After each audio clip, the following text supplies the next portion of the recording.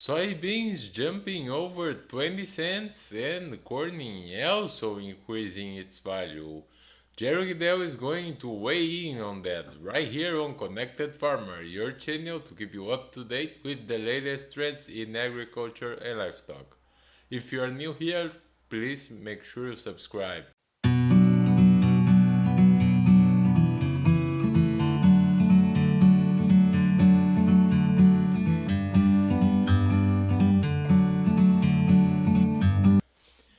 So Jerry, how are you today? So I gonna jump right in and ask you if you think this soybean rally, a very strong rally, is pushed by the weather in Latin America. Some consultancies are reducing the Brazilian production of soybeans in about 10 million metric tons.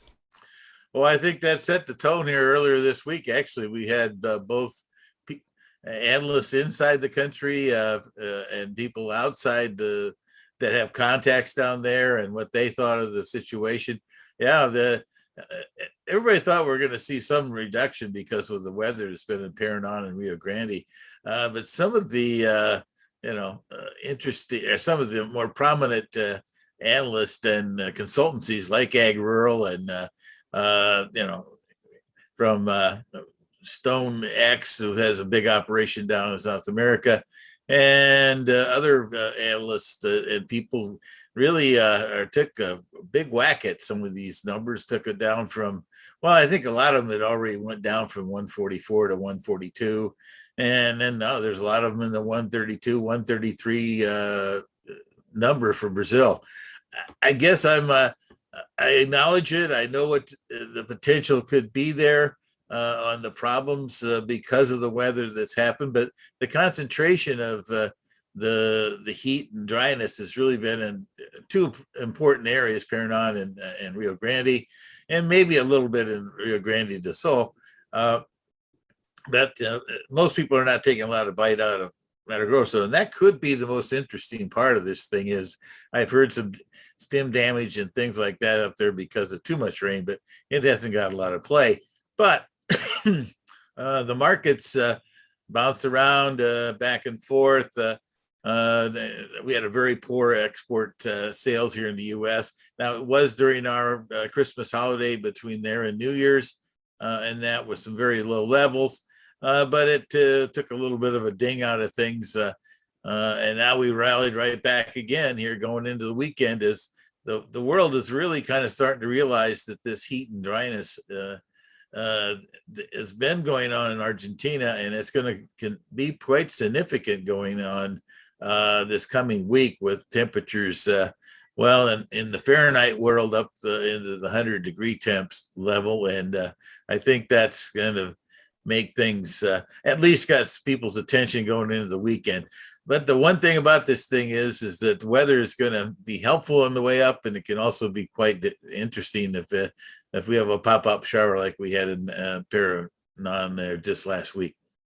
And what about the factors like the other commodities? Crude oil almost hit $80 a barrel. Well, that's a feature in here.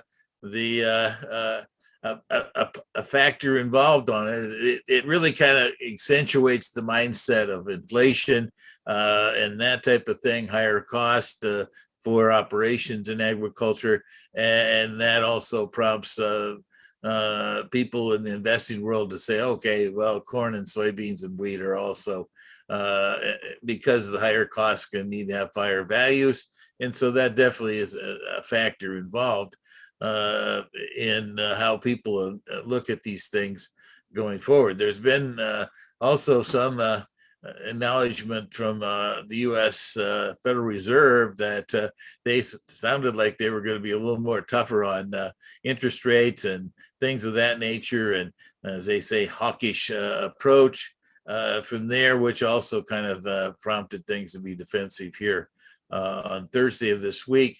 But to some extent, we're still dealing at a very low level on interest rates, and even if they rise some, it's not going to have a huge factor in if you say tackling inflation. This is not 1980 when we're dealing with 20% interest here in the U.S. Yes, and what are you seeing about the wheat market? Well, the wheat market has lost a little bit of buying activity here recently, and that uh, I can't say that there's. Uh, they made some a big to do about Argentina going up 200,000 or 300,000 tons as a feature in this thing. I think more than anything else is that we just had kind of a lull here in our tendering business, and that, and we've got some issues here in the U.S. about the potential crop and that actually some crop conditions this week earlier when it was released Monday afternoon was talking about some significant declines in good and excellent conditions. I think Oklahoma went down nearly 25-30%. Same thing, and I think it was closer to 35 or 40 for Kansas on their good and excellence.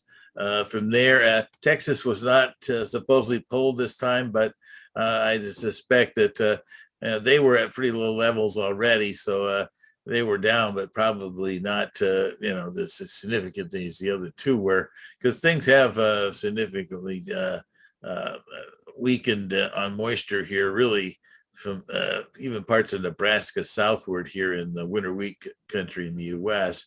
The other thing, of course, we got to look at is the next week's big final crop numbers and stocks reports and feeding demand. We got lots of things to talk about in that area that's going to be coming up on next Wednesday. Yes, so what do you think how things are going to develop next week? Well, I guess uh, going into these things with this sharp advance in soybeans, I guess I'm a little cautious. I've about with the report out there and potential for even at this point all the significant players here in the U.S. are looking at their weather maps and think there's going to be rains coming in Paraná and Mato Grosso del Sul the end of next week. But at this point, the U.S. production numbers don't look like they're going to be changing a lot here at this point. From the standpoint of well, I think there's some issues maybe in the Eastern Corn Belt that popped up in here and trimmed a few yields out in Illinois, or excuse me, Indiana, Ohio, Michigan, things like that, because of some late harvest issues out there on both corn and beans. But overall, I'm looking for 20 million off in corn and 50 million off in beans. Neither of those are anything you can get excited about. From there. Demand side of things, that's the other issue, of course, is in these things. The on the both corn and soybeans, we've had a reduced demand of exports because of Hurricane Ida coming through here and slowing down our September numbers to a crawl. We've kind of bounced back, of course, October, November, but we're still behind. And of course, we're going to be behind last year. It was an unprecedented year of fall exports. But on the on both on the corn side, we still got plenty of sales out there. The key is getting some shipments on that, and I think that'll pick up. On the soybean side, the numbers on sales are quite behind, but I think the shipments I think are going to hang in here. I think the big feature going on is in the domestic side for both corn and soybeans here. We've had some great processing margins for both ethanol and for soybean crush, and I think both they could be both going up on this report, and that could make things interesting. I'm not looking for any real change in the U.S. corn stocks because of the adjustments here in feed demand on corn and that. Because of the numbers we've had here in the U.S. on hogs and cattle during the fall, but because I think we're going to have potentially see corn feed demands end up going up, or excuse me, going down about as much as our crop size is. On the bean side, I'm kind of out there looking at a little different scenario than some others, and the fact that I think that the slightly smaller crop and that stronger soybean crush could end up taking off 25 to as much as 35 million off the USDA's 340 million. But right now, the soybean crop is its situation uh, is going to be really determined by what kind of weather we get in Argentina and Brazil the end of this coming week, more than it probably will have of the numbers at this point.